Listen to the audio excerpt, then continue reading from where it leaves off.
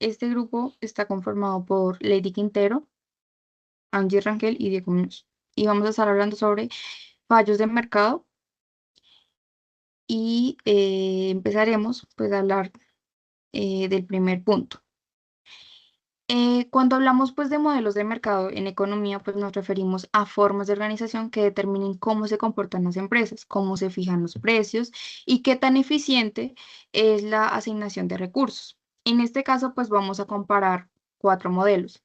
La competencia perfecta, monopolio, oligopolio colusivo y competencia monopolística, evaluando cinco aspectos: el número de empresas, el grado de colusión, la relación del precio frente al costo marginal y el precio frente al costo medio a largo plazo. Y finalmente, pues la eficiencia. En la competencia perfecta encontramos muchas empresas que producen un bien homogéneo, es decir, idéntico entre todas. Ninguna empresa puede influir en el precio por lo que son precio aceptantes. En este mercado, pues el precio es igual al costo marginal, P es igual a CMG. Y también pues C igual al costo medio en el largo plazo, que es P es igual a CME. Lo que significa pues que las empresas no obtienen utilidades extraordinarias, por eso pues se considera que el modelo más eficiente, hay eficiencia cuando hay eficiencia productiva y asignativa, ya que se produce pues la cantidad socialmente óptima. En el monopolio, pues ocurre lo contrario. Solo hay una empresa que controla todo el mercado, lo cual le da poder para fijar el precio. El monopolista, pues no vende al costo marginal, sino que cobra un precio superior. P es mayor a CMG para maximizar sus ganancias. A largo plazo, pues también se cumple que el precio es mayor al costo medio. P es mayor a CMI, por lo que se obtienen utilidades sostenidas en el tiempo. Esto genera ineficiencia porque se produce menos cantidad de la que sería socialmente deseable y los consumidores pues pagan un precio más alto. El oligopolio colusivo se da cuando pocas empresas dominan un mercado y deciden coordinarse, ya sea explícita o tácticamente, para comportarse como un monopolio. En ese caso, pues, aunque sean varias compañías, el grado de colusión es alto y pues actúan como si fueran una sola, fijando pues precios o repartiendo la producción. El resultado es muy parecido al del monopolio. El precio se mantiene por encima del costo marginal y del costo medio. Y pues la eficiencia es baja, ya que la producción pues se restringe en comparación con un mercado competitivo. Por último, la competencia monopolística combina características de los dos extremos. Hay muchas empresas, pero cada una pues ofrece un producto diferenciado. Por ejemplo, marcas de ropa, restaurantes, cafeterías. Gracias a esa diferenciación, cada firma tiene cierto poder para fijar un precio por encima del costo marginal. P es mayor a CMG. Sin embargo, pues a largo plazo, como la entrada de nuevos competidores es libre, pues los precios tienden a acercarse al costo medio, pues aproximadamente pues a CME, lo que elimina pues las utilidades extraordinarias. La eficiencia en este mercado es media, no alcanza la perfección de la competencia perfecta, pero tampoco es tan ineficiente como un monopolio. Seguimos con el punto 2. Bueno, índice de IHH. Para comenzar, este punto busca analizar cómo se mide la concentración del mercado mediante el IHH. Este índice permite identificar si una industria tiene mucha competencia o si está dominada por pocas empresas. Por otra parte, el ejercicio mostró que antes de la fusión entre Apple y Banana, el IHH era de 1792,62 y después de la fusión subió a 3026,87. Esto demuestra que el mercado se volvió más concentrado y menos competitivo. En conclusión, el IHH ayuda al Estado a determinar si una función puede afectar el bienestar de los consumidores o limitar la libre competencia. Bueno, iniciamos con el punto 3. En el punto 3 existe lo que es la discriminación perfecta, que es cuando el monopolista cobra a cada consumidor exactamente el precio máximo que están dispuestos a pagar los consumidores. De esta manera, él captura todo el excedente que está dispuesto a pagar los consumidores, pero pues al mismo tiempo elimina la pérdida de la eficiencia, que es pues la eficiencia típica del monopolio.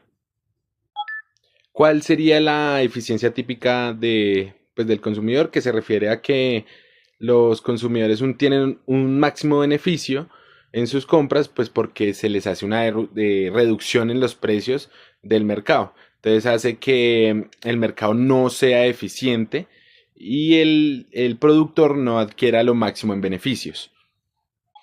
Entonces lo que esto refiere que es igual como a un costo marginal y que, y que todos los consumidores que valoran el producto están dispuestos a pagar por encima del costo. Por lo tanto, pues el excedente del consumidor es el máximo, ¿sí? Y el mercado suficiente, pues lo que hace es comprarlo al precio que el productor lo establezca.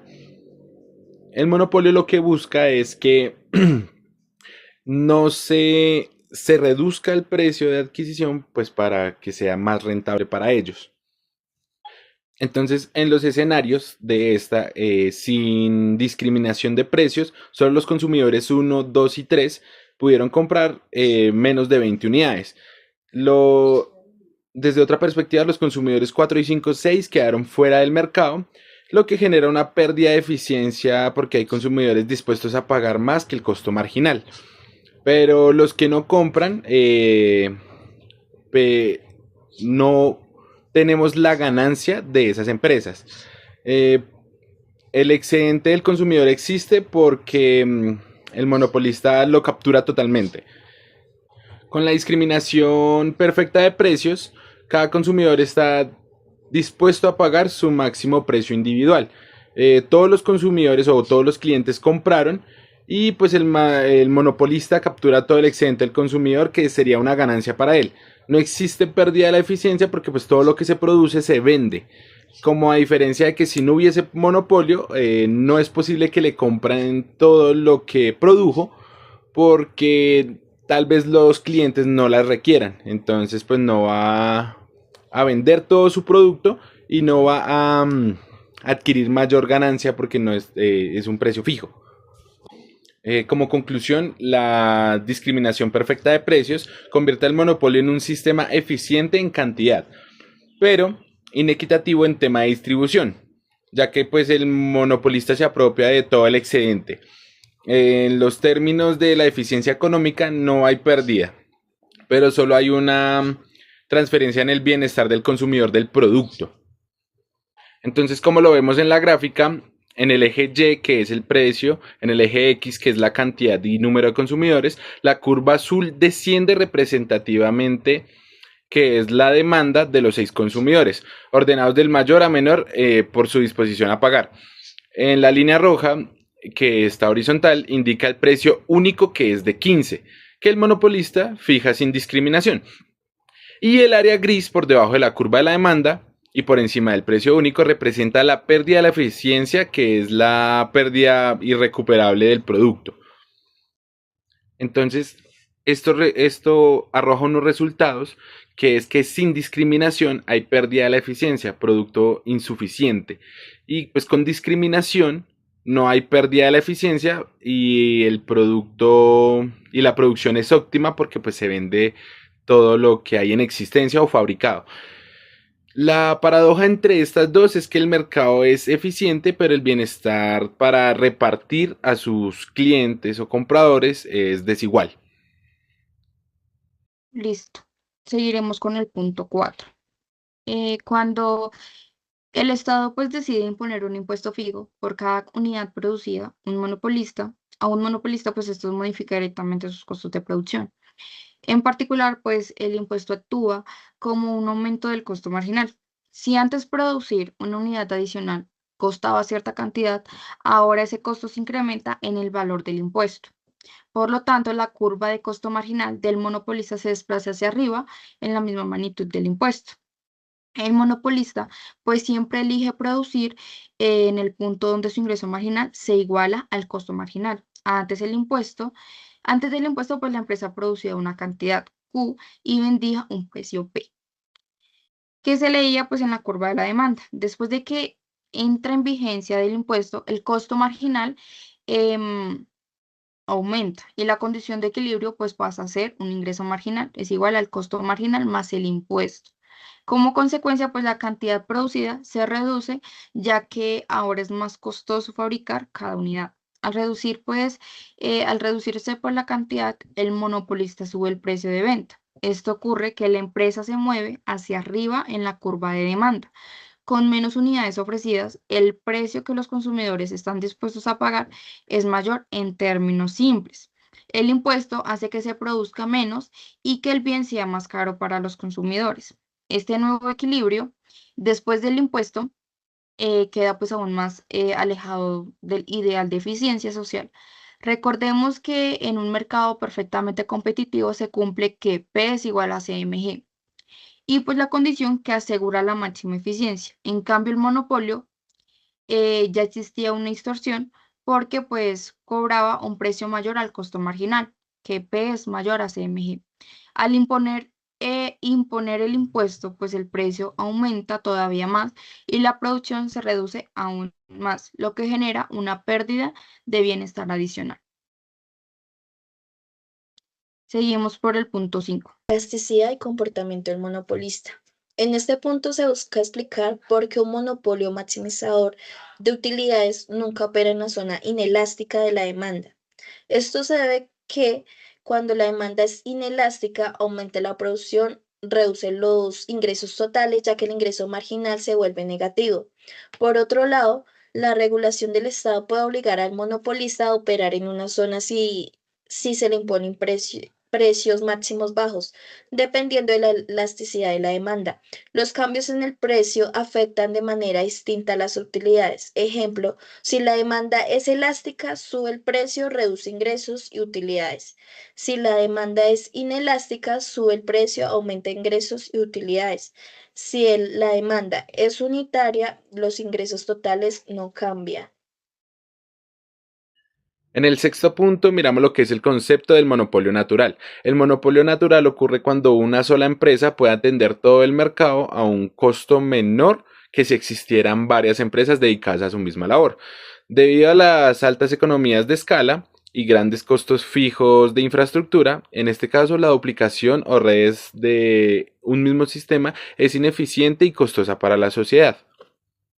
¿Por qué estas son costosas para la sociedad? Acá tenemos algunos ejemplos de los recursos que requieren estas empresas para poder ejecutar sus actividades económicas o sus labores principales. Como lo es el agua potable y el alcantarillado, esta infraestructura requiere lo que es tuberías, plantas y redes, que son muy costosas y duplicarlas sería ineficiente por lo menos acá en Bogotá. La electricidad requiere una red eléctrica única y es costosa, la competencia directa no es viable. En el transporte público urbano, las inversiones en rutas, estaciones y buses serían altísimas. Operar varias empresas paralelas serían ineficientes. Por telecomunicaciones, las antenas, las torres y los cables de alto costo son difíciles de duplicar o de adquirirlos. Recolectores de basura, es más eficiente una sola empresa que cubra toda la zona, evitando duplicaciones de rutas o competencia con otras empresas. En tema de ferrocarriles, las vías férreas son muy costosas y basta pues con una sola infraestructura, no deberían haber réplicas de ellas mismas o una misma ruta. La distribución del gas natural pues requiere inversiones de tuberías, de redes subterráneas que pues son únicas y de inversiones elevadas para el tema de la distribución del gas. Entonces, ¿cuáles serían las estrategias de intervención para evitar pues, los abusos del poder del monopolio? Pues existe lo que es una regulación de precios que fija límites de tarifas de lo que puede cobrar el monopolio y pues ya sea para el tema del agua o energía, pues no exceder de ese tope. También la otra estrategia es la regulación de la ganancia, que pues permite un retorno razonable sobre la inversión, evitando pues excesos de cobros, que pues las tarifas son según el costo de la utilidad para que pues sea razonable. En propiedades públicas, pues lo que el Estado administra es directamente lo del servicio el servicio pues de los bienes públicos y pues lo que usa es como una tarifa de transporte sujeto pues a aprobaciones en el caso del tema del transporte público. Contratos de conexiones regulados, permite la operación privada bajo condiciones y vigilancia estatal, que lo que hace es concesiones de relación de basuras o vías, subsidios cruzados o sociales, que son subsidiar usuarios vulnerables o zona de rutas de rutas de transporte. Como propuestas de intervención de la industria, lo que pues en el tema del agua potable y el alcantarillado son propiedad pública o concesión de fuerte regulación, que lo que hace es un bien esencial que debe garantizar el acceso universal sin fines de lucro. En el tema de la electricidad, la distribución de esta, pues lo que hace es regular los precios y la ganancia de este de esta industria. Entonces lo que hace es regular las infraestructuras que pues son bastante costosas, se requiere evitar el abuso de tarifario y garantizar los suministros confiables de la electricidad. En el transporte público urbano, la regulación de las tarifas y los subsidios sociales para las personas vulnerables o mayores de edad. Pues el servicio es necesario, la movilidad es muy necesaria y pues debe ser accesible para todas las personas, siempre y cuando pues cubra el costo de la operación y de las personas que trabajan dentro de ella. Para el tema de las comunicaciones, pues siempre debe regularse pues con el acceso a la red, de que permita que cualquier persona pueda acceder a la red. El tema de la recolección de las basuras son las concesiones por zonas y el control de la calidad, donde pues recogen todos los desechos, los todas las basuras de la ciudad, pues obviamente pues por zonas. Y en las ferrocarriles lo que busca es como la regulación fuerte y el monitoreo de las inversiones para esta actividad, y que pues que garantice la seguridad y cobertura, ajustándolo a un precio de una red única. O sea, solamente va a tener un ingreso porque pues no va a estar distribuido por todo el país. Bueno, seguimos con el punto 7, en el que pues vamos a hablar sobre cómo en un inicio, cuando existe un monopolio local, la empresa fija su nivel de producción en el punto donde su ingreso marginal se iguala al costo marginal. Y con base pues en esa cantidad se determina un precio mayor que el costo marginal. En ese comportamiento genera ineficiencia porque se produce menos cantidad de la que se quería, de la que sería óptima. Y pues los consumidores deben pagar un precio más alto.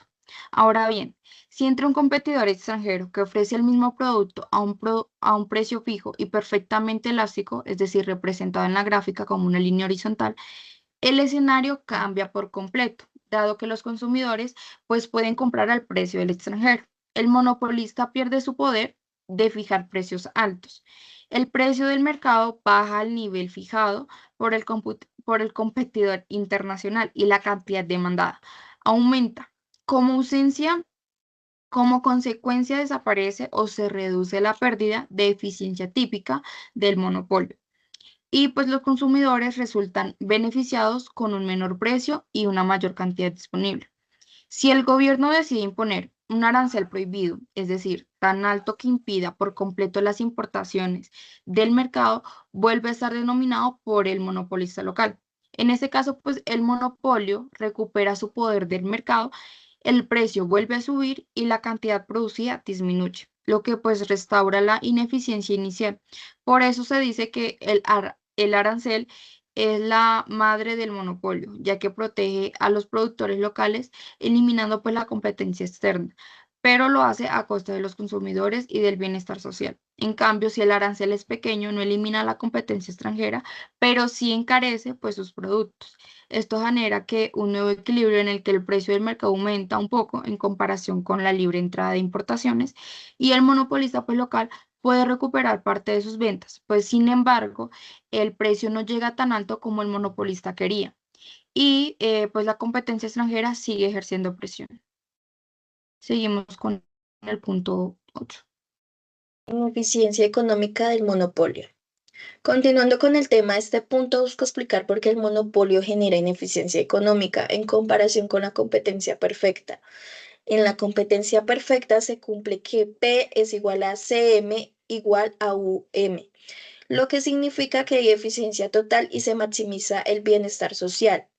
Sin embargo, en el monopolio el precio es mayor que el costo marginal y la producción es menor. Por consiguiente, se genera una pérdida de eficiencia o pérdida irrecuperable de bienestar, ya que algunos consumidores dispuestos a pagar más que el costo de producción no pueden acceder al producto. Noveno punto. En el noveno punto tenemos representado lo que es el dilema del prisionero, que es de Molly y Snuggles, donde pues conviene pasar de la sentencia a años para compararla, pues según si se considera, si confiesan o no sus crímenes. Entonces, pues 3 meses lo relacionamos con 0.25 años, un año pues con 0.1 y 5 años con 0.5 y 10 años con 10.0. Entonces, tenemos lo que se realizó, lo que es una tabla comparativa, donde muestra Molly y Snackles en el año cárcel que pues son las filas y la elección de Molly y columnas, que es igual a la elección de Snackles. Entonces, si Molly confiesa y Snackles también, pues es 5 sobre 5, 5,5. Si Molly confiesa y Snackles no confiesa, 0.25,10. Si Molly no confiesa y Snackles confiesa, es 10,0.25. Y si Molly no confiesa y Snackles no confiesa, es 1 sobre 1,1. La variación en años, por ejemplo, si Molly confiesa y Snackles no, Molly recibe 0.5 años y Snackles recibe 10 años. En este caso, lo que es la estrategia dominante, donde pues analizaremos las respuestas de Molly según lo que haga Snackles. Entonces, si Snackles confiesa, Molly confiesa son 5 años, si Molly no confiesa son 10 años. Su relación es 5 menor que 10. Por lo tanto, Molly pues preferiría confesar. Si Snackles no confiesa, entonces pues Molly confiesa sería 0.25 años. Si Molly no confiesa es igual a un año. Y si y esta sería su relación de 0.25 menor que 1. Por lo tanto, pues Molly prefiere confesar también. Entonces, pues confesar es, en este caso, confesar es lo mejor dependiendo de la acción de Snackles. Pues que confesar es la estrategia dominante pues para Molly. Entonces, en este caso, pues ambos deberían elegir la estrategia dominante que sería confesar y confesar, tanto por el área de Molly y Snackles. Lo que el resultado sería 5,5, que pues nadie puede mejorar el resultado pues cambiando unilateralmente la estrategia de sus perfiles. Si Molly cambia sola de confesar a no confesar, pues pasa de 5 a 10, que pues sería más tiempo en prisión. Si Snackles cambia solo de confesar a no confesar, pues le pasaría exactamente lo mismo, que es de 5 a 10 años. Por lo tanto, pues el equilibrio natural sería confesar, confesar, que es el equilibrio. Entonces, como los beneficios sería que pues cada prisionero tiene una estrategia dominante que pues sería confesar para reducir la cantidad de años de prisión y pues el equilibrio resultante para ambos es confesar, confesar, o sea que cada uno de los dos independientemente eh, confiesen, que sería pues la regla de Nash, que es igualarla a 5, que sería menor que 1 y que ese sería el equilibrio resultante de cada uno de ellos y pues si pudieran comprometerse a no confesar lo que lograrían es 1,1, que es mejor para ambos porque pues de acuerdo, pero por el acuerdo no es estable sino una señal externa de repetición que lo haga creíble la confesión de cada uno de ellos para que pues por el tema de la confesión se les reduzca el tiempo en la cárcel. Seguimos con el 10.º punto. Y pues vamos a hablar en el caso de Microsoft, pues el juez Jackson señaló que la empresa pues tenía la capacidad de elegir el precio de su producto de actualización del sistema operativo Windows. Los estudios internos de Microsoft mostraban que podía haber fijado el precio en $49 y aún así obtener ganancias, pero decidieron cobrar $89 porque pues ese era el precio que maximizaba sus ingresos. Este simple hecho es una prueba de que Microsoft no se comportaba como una empresa en competencia perfecta, ya que pues en este tipo de mercado las compañías no tienen la libertad para fijar precios. Entonces pues son precios aceptantes y deben vender el precio determinado por la oferta y la demanda.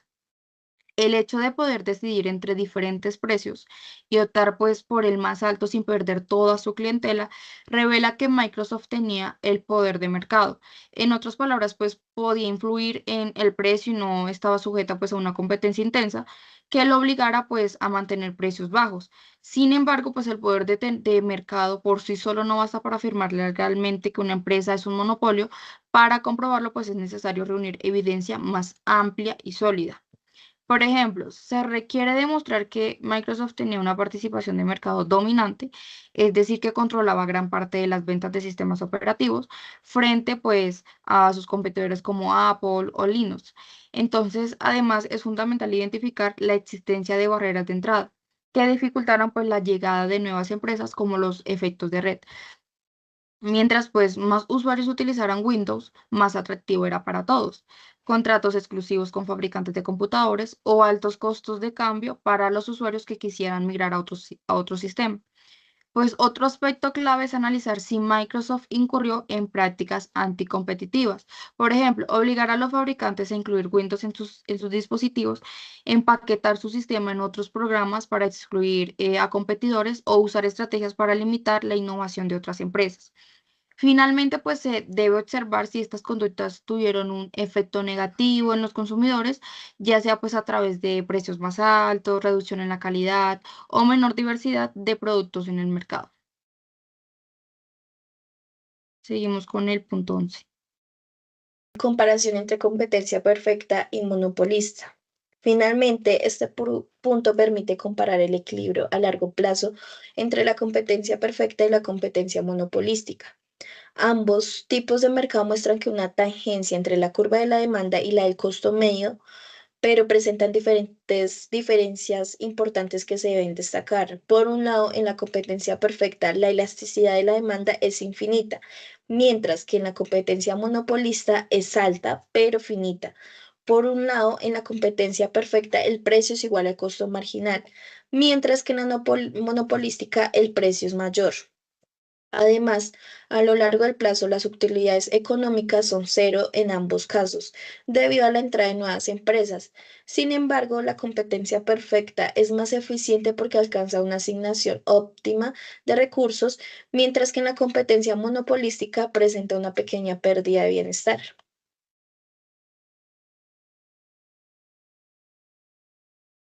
Acá se puede ver un análisis comparativo de los equilibrios en competencia perfecta y competencia monopolística.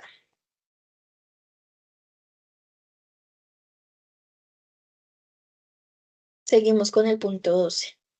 Bueno, en el punto 12 hablamos sobre la OPEP, que es una organización gubernamental de países productores de petróleo, donde buscan coordinar y unificar las políticas petroleras de los miembros que pertenecen a estos grupos, buscando pues los suministros eficientes y el ingreso del capital necesario pues para los países miembros de esta organización y pues que puedan continuar sus operaciones. En el caso reflejado en el punto 12, hablamos de lo que es un cartel que controla la producción de petróleo, fijando una cantidad determinada de barriles. Eso significa que la curva de oferta es totalmente inelástica, o sea, vertical, por lo que la cantidad producida no cambia aunque el precio suba o baje. Cuando la demanda petrolera varía, el impacto sobre el precio depende de su elasticidad. Si la demanda es inelástica, un pequeño cambio en la cantidad genera un gran cambio de precios, por lo que pues no tienen la misma cantidad de petróleo para distribuir, ya que no logran las metas X empresas. En cambio, pues si la demanda es elástica, los precios reaccionan un poco menos, por lo que pues tiene la variación de producción. Entonces, cuando hay errores de predicción o crisis que desplazan la demanda, los precios de los petróleos tienden a ser mucho más inestables si la demanda es inelástico. Lo mismo ocurre cuando un país incumple el acuerdo de producción. Si la oferta aumenta, el precio cae. Y si esa caída fuera más fuerte si la demanda es inelástica, porque los consumidores pueden ajustar el consumo del petróleo, sería un poco más, se vería menos afectado, perdón. En resumen, pues digamos que la OPEP son precios variables precisamente porque controla una cantidad fija y cualquier cambio de la demanda o la producción afecta fuertemente los precios, por lo que no cumplen con su demanda. Esto sería más como... por eso tiende a explicar por qué el mercado del petróleo es tan sensible y el factor económico o político siempre se vería afectado por la producción de estos. Entonces, como se reflejan las gráficas, si la demanda es inelástica, la línea roja genera un pequeño cambio que provoca que pues la gran variación de precios. Si la demanda es elástica, que es la línea azul, el precio cambia menos ante la misma variación de la cantidad. Si el desplazamiento de la oferta es la de la derecha, que si un país de la OPEP aumenta la producción, el cambio de la línea negra a la gris, el precio cae drásticamente si la demanda es inestable, que sería la línea roja. Si la demanda es elástica, que es la línea azul, la caída del precio es menos pronunciada. Teniendo en cuenta esto, cuando la demanda es inelástica, el exceso de la oferta provoca una gran caída del precio y cuando la demanda es elástica, el precio baja, pero no tanto como en el caso anterior de la demanda inelástica. En conclusión, pues si la demanda es inelástica, cualquier incumplimiento dentro del cartel causará caídas abruptas del precio, haciendo que el mercado sea más inestable. Ahora seguiremos hablando sobre la pregunta de actualidad, Banco de la República. ¿Qué es? Pues el Banco de la República es el Banco Central de Colombia, es la entidad encargada de velar por la estabilidad económica y monetaria del país. Y pues esta entidad fue fundada en 1923 y cumple funciones muy importantes para la economía. Y pues el Banco de la República realiza la producción, emisión, provisión, cambio y destrucción de los billetes y monedas del país.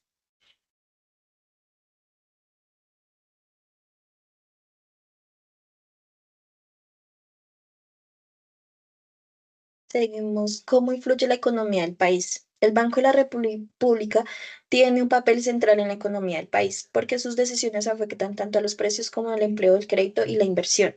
Control de la inflación, regula los precios, sube o baja la tasa de interés, estabilidad de la moneda y del dólar, administra las reservas internacionales, interviene en el mercado cambiario cuando hay variaciones bruscas, seguridad del sistema, supervisa, actúa como prestamista en última instancia en crisis, garantiza un sistema de pagos confiables, impacto en el empleo y la inversión, tasas de interés bajas, más créditos, inversión y empleo. Tasas de interés altas, menor gasto, control de inflación, confianza nacional e internacional. Sus decisiones generan estabilidad para inversiones y ciudadanos y difunde información económica y promueve la educación financiera. Seguimos cómo el Banco de la República afecta a las empresas. ¿Cómo influye el Banco de la República en las empresas?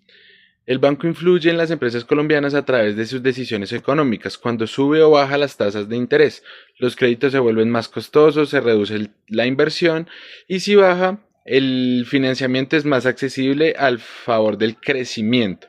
También controla la inflación, ayudando a mantener estables los costos de producción. Además, al manejar una tasa de cambio, afecta a las exportaciones e importaciones como el dólar, alto beneficio para los exportadores, pero perjudica a los importadores. Sus políticas también generan confianza en la inversión y regulan la demanda de bienes y servicios, ya que influye en el consumo, influye mucho en el consumo. Finalmente, pues digamos que el banco garantiza la estabilidad financiera y pues evita que puedan afectar las crisis en las empresas.